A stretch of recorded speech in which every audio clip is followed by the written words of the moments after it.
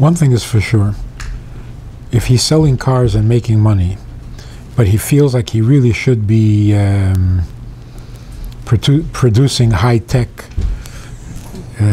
gadgets and innovations, and you don't quit your job until you're sure that you have Parnasa in the other one. You know, Mesiras Nefesh. I mean, in the Hayom Yom he says that if somebody could bake bread or make diamonds, and he chooses to bake bread, it's not right.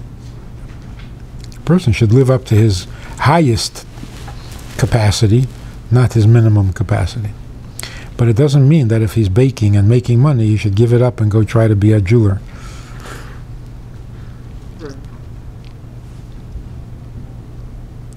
So wherever the person is, there's a reason. Yeah, I could have been, yeah, but you're here. There's a reason. Something comes up and you're given an offer and you could switch and it'll be better, Parnasa-wise, then obviously that's what the Hashgacha wants you to do. But just to give it up because you're going to go look for something better, in the meantime you end up with nothing, this is sabotage. And that's an interesting thing, the sabotage business. It's so common.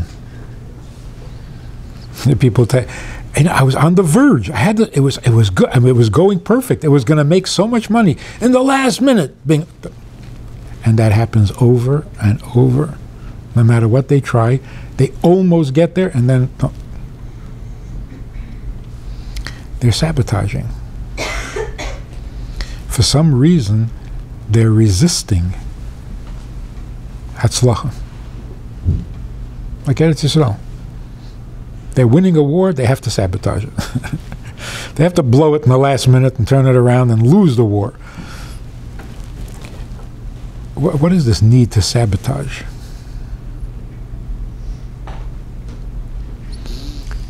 Fear of success. What does that mean? Why would anybody be afraid of success?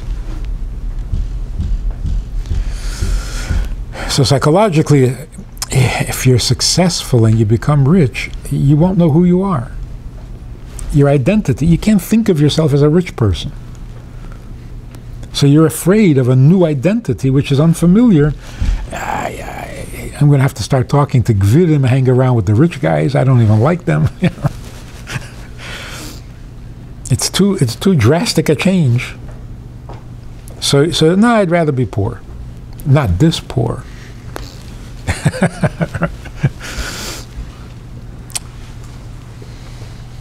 Sometimes I've noticed this over and over again. And if your father was poor, you can't bring yourself to be rich.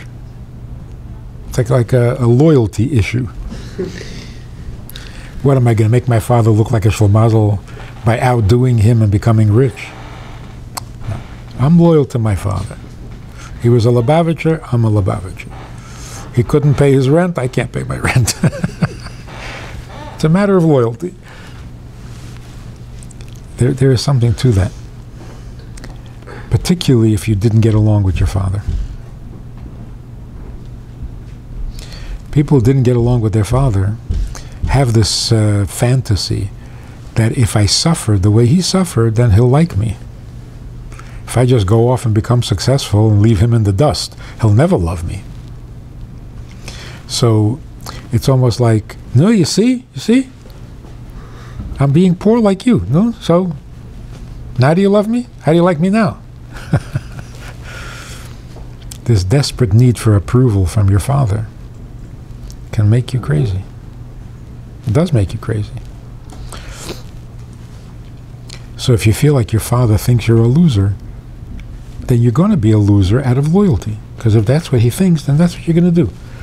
And somehow that's going to make him love you because you're so loyal. It's pretty sad. It is not kibud av v'eim to be poor.